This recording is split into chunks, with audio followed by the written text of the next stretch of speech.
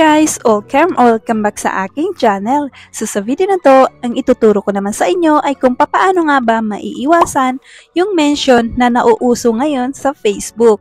Minsan ay medyo nakaka-bother na kasi kahit hindi natin gusto, once na initag ka or ni-mention ka nung fina-follow mo or yung mga kaibigan mo ay bigla na lang mag-a-appear sa inyong notification. So ngayon, para maiwasan natin ito, ay tunghayan yung video na to or panoorin nyo hanggang sa dulo para malaman nyo kung paano. So first step ay i-open nyo lang ang inyong mga Facebook app. So let's go. So ayan, so kung mapapansin nyo, pag open ko ng aking Facebook page ay meron agad mga naka-mention dyan. So tuwing mag-open ako ng aking page ay meron laging nagme-mention dyan. Ayan, yung mga taong naka-follow or pinapollow ko, ayan, i-mention ka nila and then marireceive mo yung notification na sobrang dami. Okay? At itong tutorial na to ay nag-work ito both sa page at saka sa inyong personal account sa Facebook. Okay? Parehas lamang yan. So, ayan, punta lang tayo sa ating mga settings. Okay? And pindutin lang natin itong notifications. Ayan. Ayan. Pagkatapos, pindutin naman natin itong tags. Ayan. So, mapapansin nyo yung get notification when you are tagged. Ayan, naka-blue. Ayan. So, ita-turn off lamang natin yan.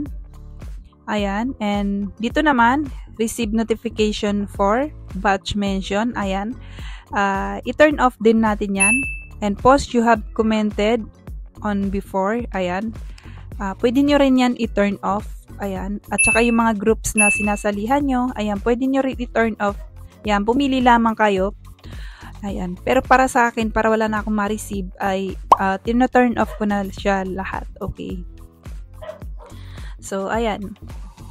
Ayan. So, ngayon, i-open natin ulit ang aking page pagkatapos natin itong ma-turn off. Ayan. So, mapapansin nyo, meron tayong mga na-receive na notification pero hindi na ito yung mention. Okay, ayan. Yan na yung mga totoong nagla-like and ibang notification or yung mga important notification para dun sa ating page or sa ating personal account. Okay. So, yun. Ganun lamang siya kadali guys gawin. Okay. So, I think hanggang dito na lamang. Sana ay nakatulong tong video na to sa inyo or sana ay natutunan kayo sa ating video for today. Thanks so much for watching. Please give it a thumbs up kung nagustuhan nyo and subscribe sa aking channel para updated kayo sa iba ko pang i-upload mga video dito sa aking channel. Thanks so much for watching. Bye!